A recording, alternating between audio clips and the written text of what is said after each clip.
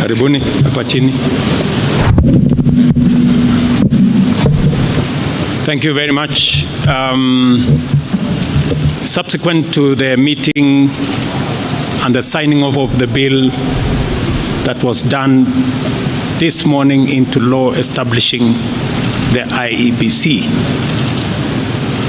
we have subsequently had consultations, and we have agreed that to bring the country together for the purposes of working on the issues that are of priority to the people of Kenya, we will move ahead with the multi-sectoral forum. And we have agreed that a membership of 150 representatives of various stakeholders, 50 of whom shall be young people of Kenya. The other 100 will be representatives of all the other sectors, the religious community, civil society, professional groups, political parties. This forum will begin on Monday next week and end on Saturday next week. It will be a 6-day forum and will propose the way forward for the country. In the interest of making sure that we live within our means, all participants will bear their cost of attendance. This is the result of the consultations we've gone through this morning, and we look forward to beginning the forum on Monday next week. The various stakeholders will be required to submit their representatives by Friday this week. Thank you very much. I will ask former PM to. Do I say I have nothing much more to add?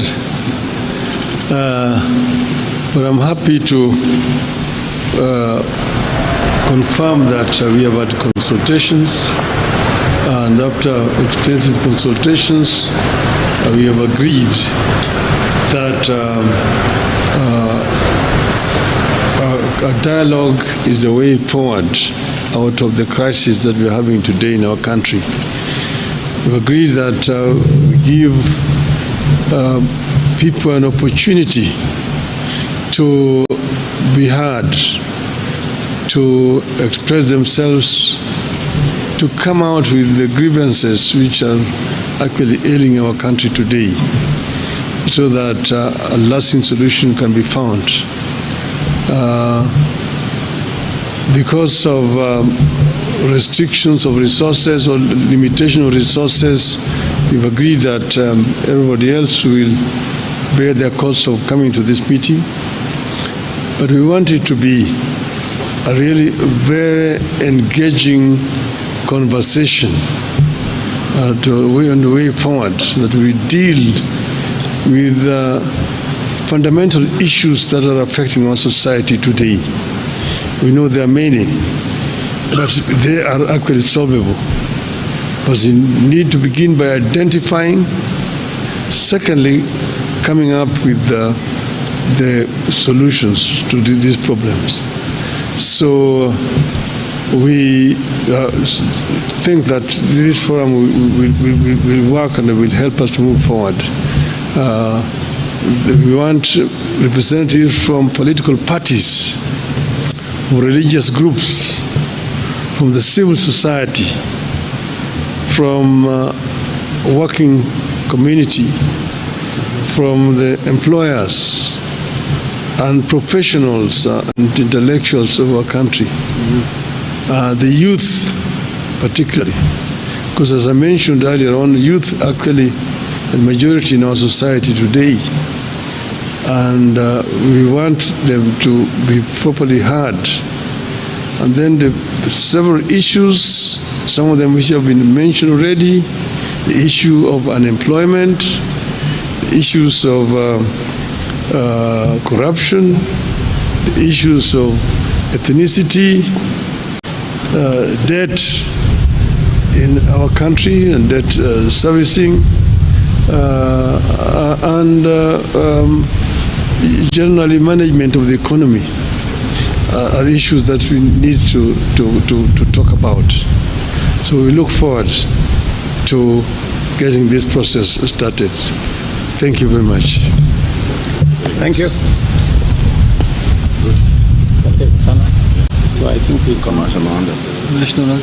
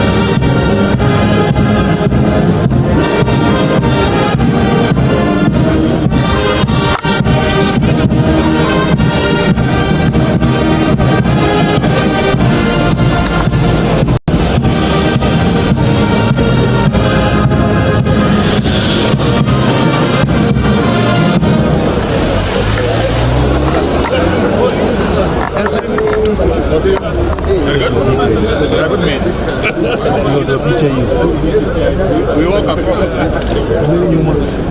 You can walk, guys.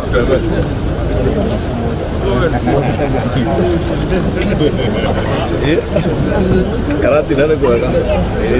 We can walk.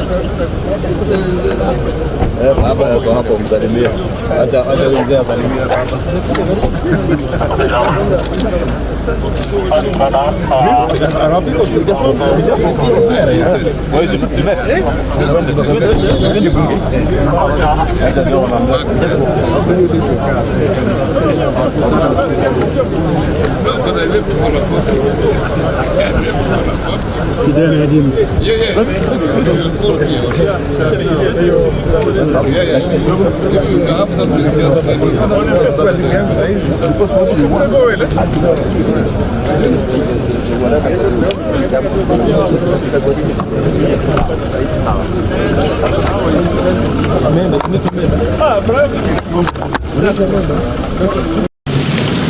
Karibuni hapa chini. Thank you very much. Subsequent to the meeting and the signing off of the bill that was done this morning into law establishing the IEBC, we have subsequently had consultations, and we have agreed that to bring the country together for the purposes of working on the issues that are of priority to the people of Kenya. We will move ahead with the multi-sectoral forum. And we have agreed that a membership of 150 representatives of various stakeholders, 50 of whom shall be young people of Kenya. The other 100 will be representatives of all the other sectors, the religious community, civil society, professional groups, political parties. This forum will begin on Monday next week and end on Saturday next week. It will be a 6-day forum and will propose the way forward for the country. In the interest of making sure that we live within our means, all participants will bear their cost of attendance. This is the result of the consultations we've gone through this morning, and we look forward to beginning the forum on Monday next week. The various stakeholders will be required to submit their representatives by Friday this week. Thank you very much. I will ask former PM to. Do I say I have nothing much more to add? But I'm happy to confirm that we have had consultations, and after extensive consultations, we have agreed that